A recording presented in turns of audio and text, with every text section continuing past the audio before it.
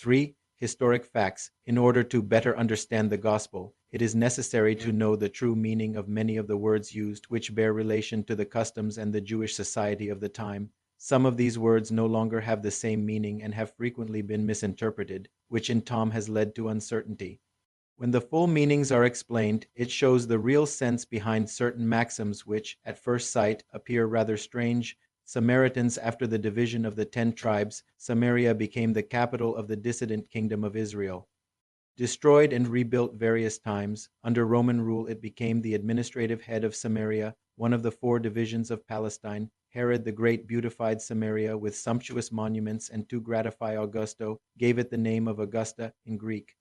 The Samaritans were almost constantly at war with the kings of Judah. Profound aversion, dating from the time of the separation, perpetuated between the 2 tribes, causing them to avoid any kind of reciprocal relations.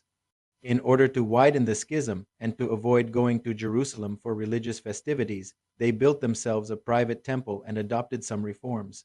They only admitted the Pentateuch, which contained the laws of Moses, rejecting all other books to which these were annexed, and their sacred books were all written in ancient Hebrew. Characters. According to Orthodox Jews, they were heretics and consequently despised, excommunicated, and persecuted. The antagonism between the 2 nations was founded exclusively upon their religious divergencies, despite the fact that the origin of their belief was the same.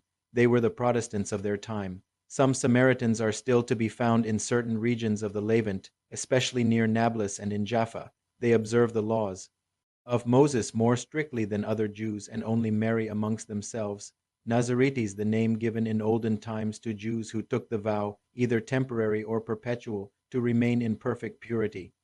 They promised to observe chastity, abstain from alcoholic drinks, and not to cut their hair. Samson, Samuel, and John the Baptist were Nazaretes. Later on, the Jews gave this name to the first Christians, alluding to Jesus from Nazareth. This was also the name given to a heretical sect from the first phase of the Christian epoch, and who, like the Ebionites, from whom they adopted certain principles, mixed the practice of the Mosaic law with those of Christian dogmas. This sect disappeared during the 4th century AD. Publicans in ancient Rome. This was the name given to those who rented out the collection of public taxes and all kinds of incomes, either in Rome itself or in other parts of the empire. They were like the general collectors and auctioneers of taxes in the ancient system in France, which still exists in some regions. The risks they ran made most people close their eyes when it came to their frequently amounted riches, which for some were the fruits of levies and scandalous gains. Later on, the name publican was extended to all those who superintended public monies and their underling agents. Today, the term is employed in a disparaging way to denote financiers and agents with very few scruples. It is said, as greedy as a publican or as rich as a publican, referring to their ill-gotten gains. During Roman rule, the question of taxes was what the Jews found most difficult to accept, causing great irritation amongst themselves. Many revolts resulted from this problem, so turning it into a religious question, as it was considered to be against the law. Indeed, a powerful party was formed at whose front was put a certain citizen named Judah the Golite, whose objective was to abolish all taxes. The Jews consequently abominated these taxes and all those entrusted with collecting them. Thence sprang up the aversion shown to publicans of all categories, amongst whom could be found many people of esteem, but who, due to their functions, were despised together with whomsoever kept company with them. Prominent Jews considered it a compromise to have any personal relationship with these people.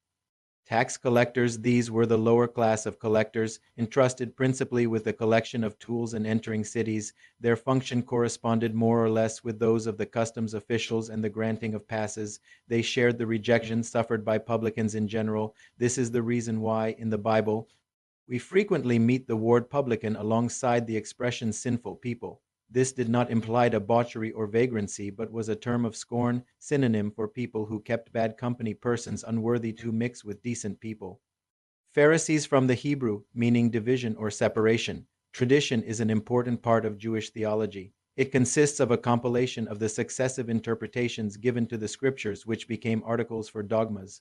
Amongst scholars, this was the subject for interminable discussions, most of which were oversimple questions as to the meaning of words and their form, just like theological disputes and subtleties of scholastics in the Middle Ages. From all this resulted different sects, each one wishing to have the monopoly of the truth and consequently detesting one another, as so often happens. Among these sects, the most influential were the Pharisees, whose chief Hillel, a Jewish doctor born in Babylonia some 180 or 200 years BC, was the founder of a famous school where it was taught that faith should be put only in the scriptures. The Pharisees were persecuted at different times, especially under Hyrcania, who was sovereign pontiff and king of the Jews, Aristobulus, and Alexander, who was a king of Syria. However, Alexander granted them honors and restored their properties, which made it possible for them to reacquire their old powerful status. This was conserved until the ruin of Jerusalem in the year 70 AD, at which time the name disappeared in consequence of the scattering of the Jews. The Pharisees took an active part in religious controversy. They were faithful practitioners of exterior cults and ceremonies, full of ardent zeal, proselytism, enemies of innovations, maintaining great severity of principles. But behind the cover of punctilious devotion lay dissolute habits, a great deal of pride, and above all an excessive desire to dominate. Religion was actually a means to an end, rather than an object of sincere faith. It possessed nothing of virtue beyond outward appearances and ostentation. Nevertheless, they exercised a great influence over the people, in whose eyes they were sacred. This is how they became powerful in Jerusalem. They believed, or made out they believed, in divine providence, the immortality of the soul, eternal punishment, and the resurrection of the dead. See chapter 4, item 4. But Jesus, esteeming simplicity and the qualities of the heart above all else, whose preference within the law was for the spirit which vitalizes to the word which kills, applied himself throughout his mission to the unmasking of their hypocrisy, and because of this was considered by them to be their enemy. This then is the reason why the Pharisees, together with the high priests, incited the people to eliminate him. The scribes, this name was given in the main to the secretaries of the kings in Judea and to certain people who understood matters relating to the Jewish army. Later, it was applied to those scholars who taught the law of Moses and interpreted it to the people. They joined in common cause with the Pharisees, sharing their principles as well as their aversion to all innovations. This is why Jesus included them when he launched criticism against the Pharisees. Synagogue, from the Greek synagogu, meaning assembly, congregation. There was only one temple in Judah, that of Solomon in Jerusalem, where all the great ceremonies of worship were held. Every year all the Jews would go there in pilgrimage for the principal festivals, such as the Passover, the dedication, and the Feast of the Tabernacle. It was on the occasion of these feasts that Jesus would also be present. The other cities did not have temples, only synagogues, buildings where the Jewish people would collect for their Saturday meetings and public prayers, under the leadership of their elders, the scribes, or scholars versed in the law. It was due to this fact that Jesus, although he was not a priest, was able to teach at the synagogues on Saturdays. Ever since the ruin of Jerusalem and the dispersal of the Jews, the synagogues, in the cities where he went to live, became temples for the celebration of their cults. Sadducees, another Jewish sect founded about 24 BC, whose name came from Sadak, its founder. They did not believe in immortality or resurrection, nor in good and bad angels. However, they did believe in God, but as they expected nothing after death, they served him, having in mind only temporary recompenses which, according to them, were limited by divine providence. With these thoughts in mind, their main objective in life was the satisfaction of all physical senses. As to the scriptures, they followed the texts of the old laws. They would not accept traditions or any form of interpretation. They put good works and the pure and simple observance of this law before all outward practices of worship.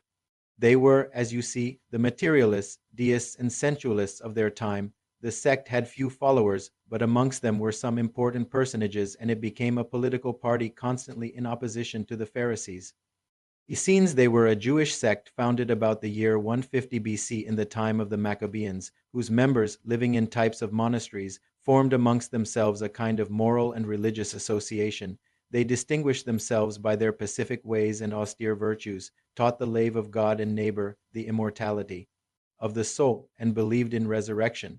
They were celibate, condemned war and slavery, held all their worldly goods in common, and devoted themselves to agriculture.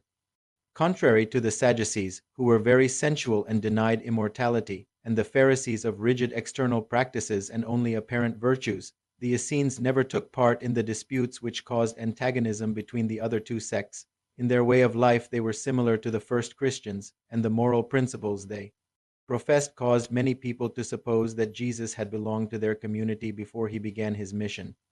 It is certain that he knew them, but there is nothing to prove that he was related to them. so all that has been written to this effect is simply hypothetical. Therapeutes from the Greek therapeuti, formed from therapeu into serve, meaning servants of God or healers. These were Jewish sectarians and contemporaries of Christ, being mostly established in Alexandria in Egypt. Like the Essenes, whose principles they adopted, they also practiced all the virtues.